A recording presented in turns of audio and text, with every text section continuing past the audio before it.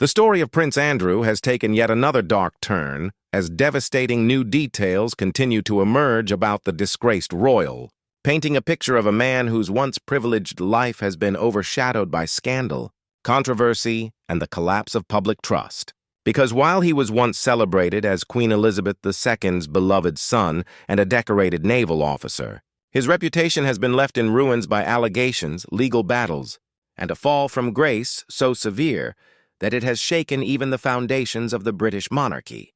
These new revelations, which have surfaced in the aftermath of ongoing investigations and testimonies, further highlight the extent of Andrew's questionable associations and behaviors, linking him to figures and events that have only deepened public outrage. And while he has denied wrongdoing, the sheer weight of the evidence and the persistence of the accusations have left his words hollow in the eyes of many. The tragedy of Prince Andrew's story lies not only in the scandal itself, but in how it has effectively exiled him from the very institution he was born into, stripping him of military titles, royal duties, and the respect once afforded to him, leaving him isolated and disgraced. Friends and former allies who once stood by him have distanced themselves, and even within his own family, the fractures are visible, with King Charles and Prince William reportedly recognizing the immense damage Andrew's presence poses to the monarchy's image, forcing them to push him further into the shadows. The new details that have come to light paint an even bleaker picture of a man unwilling to accept accountability,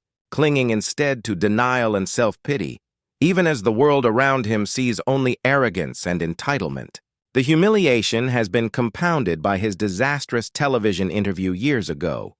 where instead of clearing his name, he only confirmed the public's worst suspicions about his lack of remorse and judgment. And these devastating new details now stand as the final nails in the coffin of his public life, ensuring that any hope of redemption is all but gone. For the British people who once respected Andrew for his service during the Falklands War, the revelations are heartbreaking because they serve as proof that no amount of service or duty can erase the consequences of poor choices and disgraceful actions. And for the monarchy itself, his scandal represents one of the most severe threats to its credibility in modern history. While his siblings and the younger generation of royals attempt to modernize and rebuild trust with the public, Andrew remains a constant reminder of the monarchy's darker chapters, a figure whose name is now synonymous with shame rather than duty or honor. The devastating new details are not just about what Andrew did, but about what his downfall represents.